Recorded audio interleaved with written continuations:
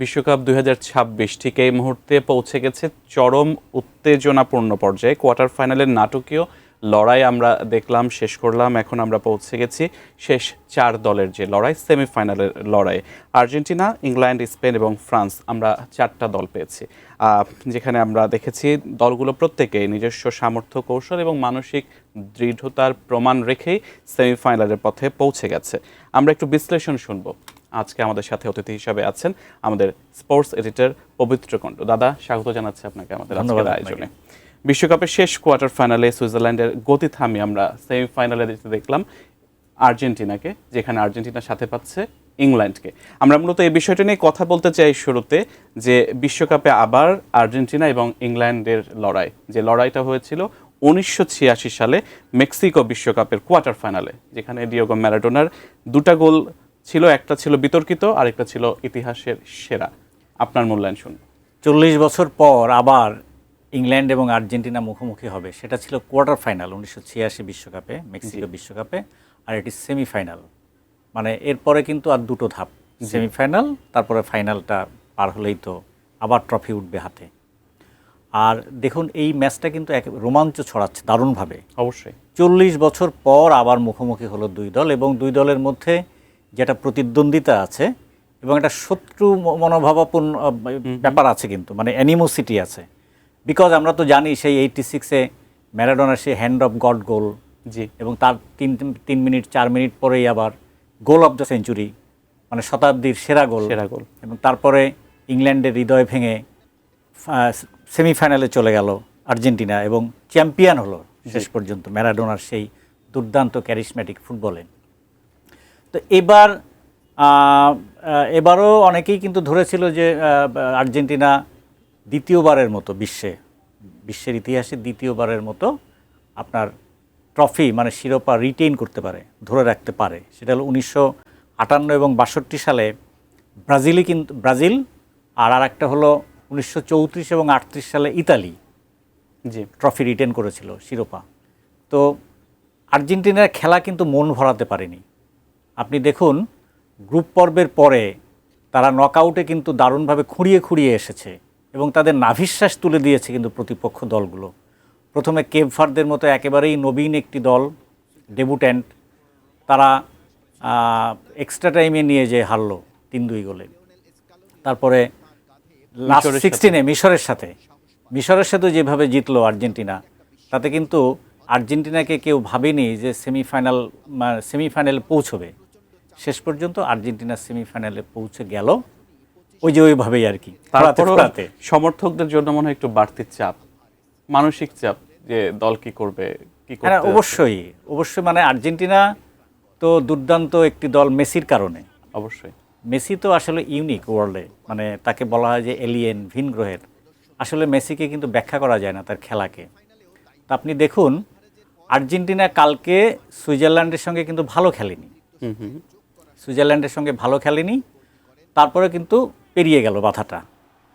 72 মিনিটে সুইজারল্যান্ড 10 জনের দল হয়ে গেল।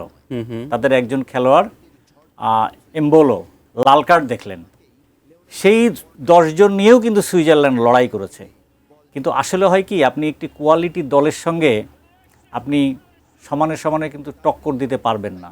আর্জেন্টিনা সেরকম একটি দল। তারপরে দেখুন, তারা কিন্তু ম্যাচ বের করে নিয়ে গেছে, মানে অতিরিক্ত সময়ে। এই যে মানসিক চাপের কথাটা আমি এজন্যই বলছিলাম, মনে হচ্ছে যে হেরে যাচ্ছে বা আবার মনে হচ্ছে সমতায় ফিরছে, তারপরে জিতে যাচ্ছে। এই যে উত্তরণটা, আপনি দল হিসেবে আর্জেন্টিনাকে এই জায়গাটাই কত স্কোর দেবেন, যে ফিরে আসাটাই? এটা এই জায়গাটা 10-এ 9 দিতে হবে অবশ্যই। তার কারণ কি, এটা কোয়ালিটির ব্যাপার। দেখেন, এই যে ছোট দল আর বড় দলের পার্থক্য কিন্তু এখানে। বিশ্বসেরা খেলোয়াড় আর একজন অ্যাভারেজ খেলোয়াড়ের পার্থক্য কিন্তু এখানেই। বিশ্বসেরা দলগুলো হয় কি, যে আপনার প্রচণ্ড চাপে পড়ে গেছে, কোণঠাসা হয়ে গেছে, দিশেহারা, কিন্তু ঠিকই জয়ের একটা পথ কিন্তু বের করে নেয়। আপনি দেখুন, এই দলটিতে আছে মেসি, যাকে আপনি ব্যাখ্যা করতে পারবেন না কখন কি করে বসবে।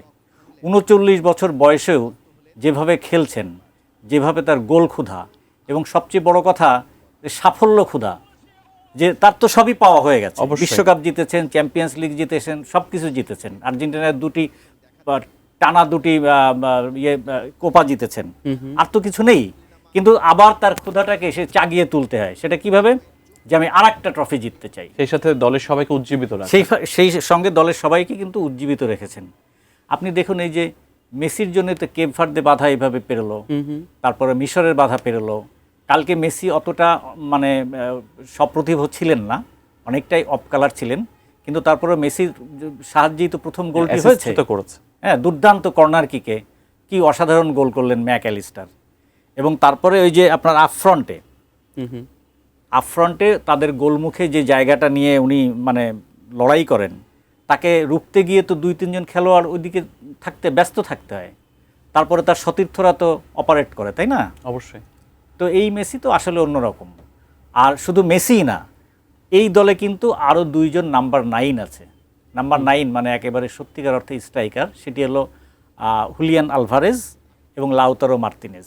লাউতারো মার্তিনেজ এর আগে গোল পেলেও হুলিয়ান আলভারেজ কিন্তু তার নামের প্রতি সুবিচার করতে পারছিলেন না, এবং কালকে কি দুর্দান্ত গোলটি করলেন, এবং ওইটি আসলে ডিসাইসিভ গোল 112 মিনিটে। আজ সকাল 7টায় যখন আমরা খেলা দেখছিলাম, তখন আর্জেন্টিনার যে মানসিক চাপটা সমর্থকদের মধ্যে তৈরি করলেন। এখন সেমিফাইনালের আগে গোল্ডেন বুটের লড়াই বেশ জমে উঠেছে আমরা বলতে পারি। যদি সর্বশেষ পরিসংখ্যান অনুযায়ী আজ সকাল পর্যন্ত সর্বোচ্চ গোলদাতার তালিকায় যৌথভাবে শীর্ষে কিলিয়ান এমবাপ্পে এবং সেই আর্জেন্টিনার লিওনেল মেসি, দুজনেরই গোল সংখ্যা 8। গোল্ডেন বুট নিয়ে আপনার ভাবনাটা কি? গোল্ডেন বুট আমার মনে হয় যে কিলিয়ান এমবাপ্পে এগিয়ে থাকবেন এবং তিনিই জিতবেন। কেন মনে হয়? বিকজ কিলিয়ান এমবাপ্পের তো 8 গোল হয়ে গেছে, তাই না? জি, কিলিয়ান এমবাপ্পের 8 গোল, মেসিরও 8 গোল। কিন্তু শুধু গোল সংখ্যা তো বিচার করা হয় না, এর সঙ্গে অ্যাসিস্ট দেখা হয়। যখন সমান হয়ে যাবে, মেসি কালকের ম্যাচে গোল পাননি, এখন সেমিফাইনালে এমবাপ্পে গোল পেতে পারেন, গোল পেলে তিনি এগিয়ে যাবেন। সেমিফাইনালে যদি মেসি গোল না পান, তাহলে তো ওইখানেই ডিসিশন হয়ে যাচ্ছে। তারপরে থাকবে অ্যাসিস্ট। মেসির 2টা অ্যাসিস্ট আছে, উনি গোলে সহায়তা করেছেন 2 বার, আর এমবাপ্পে গোলে সহায়তা করেছেন 3 বার। মেসিরও 3টি হতো, কিন্তু মেসির একটা গোল ওন গোল হয়ে গেছে, রোমেরোর, সেটা ওই যে সেই হেডটা আপনার মনে আছে তো, ওইটা কিন্তু পরে আর কাউন্ট করা হয় না যখন ওন গোল হয়ে যায়, যার জন্য মেসির অ্যাসিস্ট কিন্তু 2টা, তাহলে একটা অ্যাসিস্টে কিন্তু পিছিয়ে আছে। আর এমবাপ্পে যে ফর্মে আছে, আমার মনে হয় এমবাপ্পে গোল পাবেন, সেমিফাইনালেও পাবেন, আর যদি ফাইনালে ওঠে ফ্রান্স সেখানেও পাবে। তার কারণ কি, এত অ্যাটাকিং ফ্লেয়ার এই দলটার, এবং তাকে অ্যাসিস্ট করার জন্যে ওলিসে, উসমান ডেম্বেলে, মানে অ্যাটাক লাইনটা তো দুর্ধর্ষ, একেবারে বর্ষার ফলার মতো আর কি। তো এইখানে এমবাপ্পে কিন্তু এগিয়ে থাকবে। অবশ্যই। আমরা যেহেতু শেষের দিকে আছি, আমরা একটু সেমিফাইনাল প্রিভিউ নিয়ে কথা বলি। আর্জেন্টিনা এবং ইংল্যান্ডের, যেমন কথাটা শুরুতেই শুরু করেছিলাম যে আবার সে ফিরে এলো আর্জেন্টিনা এবং ইংল্যান্ড, এই দুটো দলের মধ্যে এবারের বিশ্বকাপে আপনার কাছে কি মনে হয়, কোন দলে কি? যদি বলেন আর্জেন্টিনা যেভাবে খেলেছে এ পর্যন্ত, বিশেষ করে রাউন্ড অফ 32, রাউন্ড অফ 16, মানে কেপ ভার্দে এবং মিশর তাদের যে যন্ত্রণাটা দিয়েছে, তারপরে শেষে আমরা সুইজারল্যান্ডের সঙ্গেও তাদের দেখলাম যে নিষ্প্রভ, এইটা যদি চলতে থাকে, এবং যদি লিওনেল স্কালোনি কোচ যদি এই যে প্যাসিভ ফুটবল নিয়ে এগোতে চান, যে প্রথমে আমরা চাপ সহ্য করব প্রতিপক্ষের, এত চাপ কিন্তু নেওয়া সম্ভব না। আপনি দেখুন 120 মিনিট 20 মিনিট 2টি ম্যাচ খেললেন, জি, তাই না? এটা কিন্তু শরীরের উপর দিয়ে যায়। তো এইটা যদি চলতে থাকে, তাহলে আমি সেমিফাইনালে ইংল্যান্ডকে এগিয়ে রাখবো, কারণ ইংল্যান্ড দুর্ধর্ষ একটি দল, প্রায় কমপ্লিট একটি দল, ফ্রান্সের মতোই প্রায় কমপ্লিট একটি দল, এবং আমি হাইলি ভ্যালু দিই ইংল্যান্ডের কোচ টমাস টুখেলকে। উনি কিন্তু দুর্দান্ত ট্যাকটিশিয়ান। আমরা প্যারিস সেন্ট জার্মেয়ে তাকে দেখেছি, চেলসিতে তাকে দেখেছি, তারপরে আমরা বরুসিয়া মনশেনগ্লাডবাখ আমরা তাকে দেখেছি, ডর্টমুন্ডেও আমরা তাকে দেখেছি।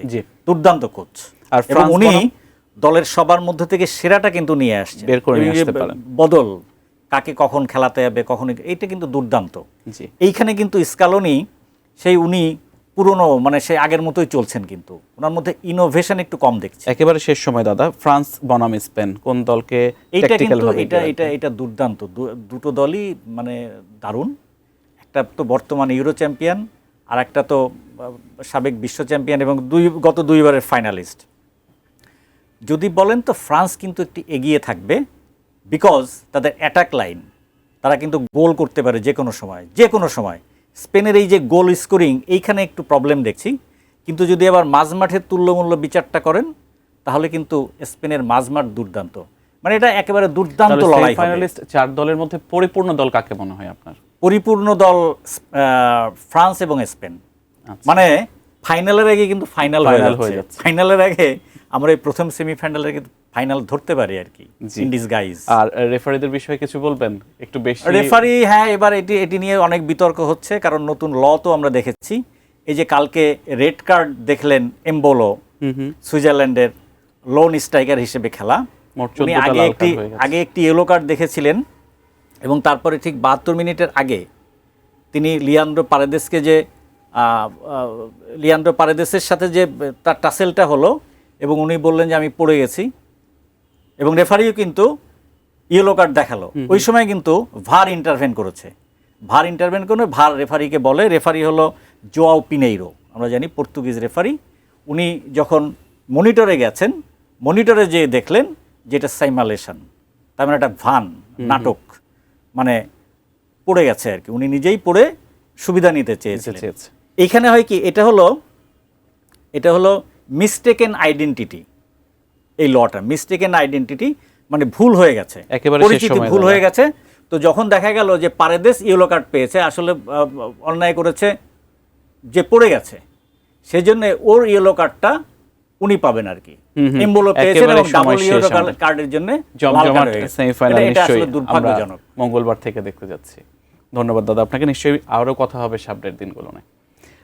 দর্শক, আজকে আমরা কথা বলছিলাম বিশ্বকাপ ফুটবলের নানা দিক নিয়ে। আমাদের অতিথি হিসেবে ছিলেন স্পোর্টস এডিটর পবিত্র কুণ্ডু। এরই সাথে সাথে আমরা 5টা নিউজ শেষ করছি। এতক্ষণ সাথে থাকার জন্য ধন্যবাদ সবাইকে।